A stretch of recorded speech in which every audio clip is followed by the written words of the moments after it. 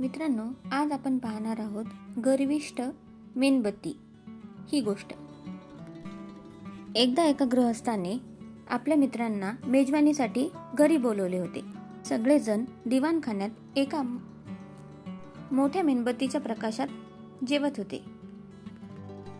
ते पाहून मेणबत्तीला स्वतःचा अभिमान वाटला. आपल्या प्रकाशाचा केवढा उपयोग आहे असे वाटून ती गर्वाने म्हणाली, ज्यावेळी व ज्या ठिकाणी सूर्य चंद्राचा प्रकाश पोहोचू शकत नाही, त्यावेळी व त्या ठिकाणी माझा प्रकाश पडू शकतो. चंद्र सूर्यही माझ्या पुढे क्षुद्र वाटतात. तिचे हे गर्वाचे बोलणे ऐकून जेवणारी मंडळी हसली. त्यातला एक जण उठला. त्याने खिडकी उघडली.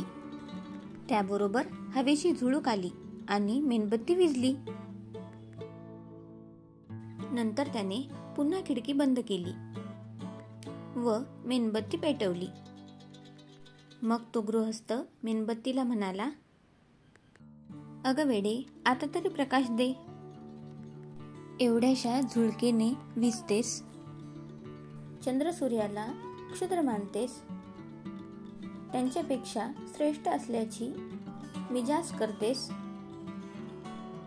चंद्र सूर्य कधी तुझ्यासारखे वाऱ्याच्या झुळकेने विझून गेले आहेत का? तात्पर्य, आपल्याला सोपवलेली कामगिरी व्यवस्थित पार पाडण्यातच मोठेपण आहे.